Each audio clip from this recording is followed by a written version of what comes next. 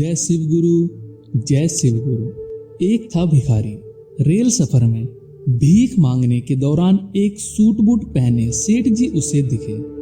उसने सोचा कि यह व्यक्ति बहुत अमीर लगता है, इससे भीख मांगने पर यह मुझे जरूर अच्छे पैसे देगा। वह उस सेठ से भीख मांगने लगा। भिखारी को देखकर उस सेठ ने कहा, तुम हमेशा मांगते ही हो, क्या कभी किसी को कुछ देते भी हो? भिखारी बोला, साहब मैं तो भिखारी हूँ, हमेशा लोगों से मांगता ही रहता हूँ, मेरी इतनी औकात कहाँ कि किसी को कुछ दे सकूं। सेठ ने बोला, जब किसी को कुछ दे नहीं सकते तो तुम्हें मांगने का कोई भी हक नहीं है। मैं एक व्यापारी हूँ और लेन देन में ही विश्वास करता हूँ। अगर तुम्हारे पास मुझे कुछ देने को है तभी मैं तुम्हें बदले में कुछ दे सकता हूँ। तभी वह स्टेशन आ गया जहां पर उस सेठ को उतरना था। वह ट्रेन से उतरा और चला गया।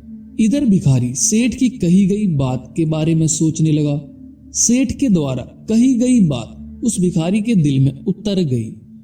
वह सोचने लगा कि शायद मुझे भीख में अधिक पैसा इसलिए नहीं मिलता क्योंकि मैं उसके बदले में किसी को कुछ दे नहीं पाता हूँ। लेकिन मैं तो भिखारी हूँ, किसी को कुछ देने लायक भी नहीं हूँ। लेकिन कब तक मैं लोगों को बिना कुछ दिए केवल मांगता ही रहूंगा। बहुत सोचने के बाद भिखारी ने निर्णय किया कि जो भी व्यक्ति उसे भीख देगा तो उसके बदले में वह भी उस व्यक्ति को कुछ जरूर देगा। लेकिन अब उसके दिमाग में यह प्रश्न चल रहा था कि वह खुद भिखारी है तो भीख के बदले में वह दूसरों को क्या दे सकता है। इस बात को सोचते हुए दिन भर गुजर गया, लेकिन उसे अपने प्रश्न का उत्तर नहीं मिला। दूसरे दिन जब वह स्टेशन के पास बैठा हुआ था तभी उसकी नजर कुछ फूलों पर पड़ी जो स्टेशन के आसपास के पौधों पर खिल रहे थे। उसने सोचा, क्यों ना मैं लोगों को भीख के बदले कुछ फूल दे दिया करूं। उसको अपना यह विचार अच्छा लगा और उसने वहां से कुछ फूल तोड़ लिए। वह ट्रेन में भीख मांगने पहुंचा। जब भी कोई उसे भीख देता तो उसके बदले में वह भीख देने वाले को कुछ फूल दे देता। उन फूलों को लोग खुश होकर अपने पास रख लेते थे। अब भिखारी रोज फूल तोड़ता और भीख के बदले में उन फूलों को लोगों में बांट देता था। अब भिखारी रोज फूल तोड़ता और भीख के बदले में उन फूलों को लोगों में बांट देता था। कुछ ही दिनों में उसने महसूस किया कि अब उसे बहुत अधिक लोग भीख देने लगे हैं। वह स्टेशन के पास के सभी फूलों को तोड़ लाता था। जब तक उसके पास फूल रहते थे तब तक उसे बहुत से लोग भीख देते थे, लेकिन जब फूल बांटते बांटते खत्म हो जाते तो भीख भी नहीं मिलती थी। अब रोज ऐसा ही चलता रहा।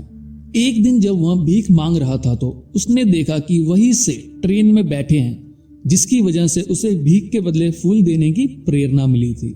वह तुरंत उस व्यक्ति के पास पहुंच गया और भीख मांगते हुए बोला, आज मेरे पास आपको देने के लिए कुछ फूल हैं, आप मुझे भीख दीजिए, बदले में आपको कुछ फूल दूंगा। सेठ ने उसे भीख के रूप में कुछ पैसे दिए और भिखारी ने कुछ फूल उसे दे दिए। उस सेठ को यह बात बहुत पसंद आई। सेठ ने कहा, वाह क्या बात है, आज तुम भी मेरी तरह एक व्यापारी बन गए हो। इतना कहकर फूल लेकर वह सेठ स्टेशन पर उतर गया। लेकिन उस सेठ द्वारा कही गई बात एक बार फिर से उस भिखारी के दिल में उतर गई। वह बार बार उस सेठ के द्वारा कही गई बात के बारे में सोचने लगा और बहुत खुश होने लगा। उसकी आंखें अब चमकने लगी। उसे लगने लगा कि अब उसके हाथ सफलता की वह चाबी लग गई है जिसके द्वारा वह अपने जीवन को बदल सकता है। वह तुरंत ट्रेन से नीचे उतरा और उत्साहित होकर बहुत तेज आवाज में ऊपर आसमान की ओर देखकर बोला, मैं भिखारी नहीं हूँ, मैं एक व्यापारी हूँ। मैं भी उस सेठ जैसा बन सकता हूँ, मैं भी अमीर बन सकता हूँ। लोगों ने उसे देखा तो सोचा कि शायद यह भिखारी पागल हो गया है। अगले दिन से वह भिखारी उस स्टेशन पर फिर कभी नहीं दिखा। एक वर्ष बाद उसी स्टेशन पर दो व्यक्ति सूट बूट पहने हुए यात्रा कर रहे थे। दोनों ने एक दूसरे को देखा तो उनमें से एक ने दूसरे को हाथ जोड़कर प्रणाम किया और कहा, क्या आपने मुझे पहचाना? सेठ ने बोला, नहीं तो, शायद हम लोग पहली बार मिल रहे हैं। भिखारी बोला, सेठ जी आप याद कीजिए, हम पहली बार नहीं बल्कि तीसरी बार मिल रहे हैं। सेठ ने बोला, मुझे याद नहीं आ रहा, वैसे हम पहले 2 बार कब मिले थे? अब पहला व्यक्ति मुस्कुराया और बोला, हम पहले भी 2 बार इसी ट्रेन में मिले थे। मैं वही भिखारी हूं जिसको आपने पहली मुलाकात में बताया कि मुझे जीवन में क्या करना चाहिए और दूसरी मुलाकात में बताया कि मैं वास्तव में कौन हूँ। नतीजा यह निकला कि आज मैं फूलों का एक बहुत बड़ा व्यापारी हूँ और इसी व्यापार के काम से दूसरे शहर जा रहा हूँ। आपने मुझे पहली मुलाकात में प्राकृतिक का नियम बताया था, जिसके अनुसार हमें तभी कुछ मिलता है जब हम कुछ देते हैं।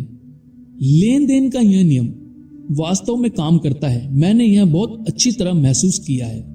लेकिन मैं खुद को हमेशा भिखारी ही समझता रहा। इससे ऊपर उठकर मैंने कभी सोचा ही नहीं था, और अब आपसे मेरी दूसरी मुलाकात हुई तब आपने मुझे बताया कि मैं एक व्यापारी बन चुका हूँ।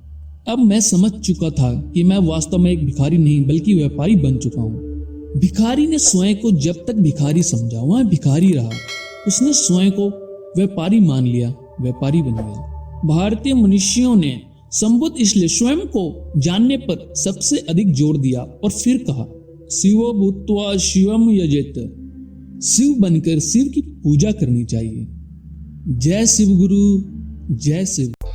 लाइक करें, शेयर करें और सब्सक्राइब करें और घंटा बजाएं।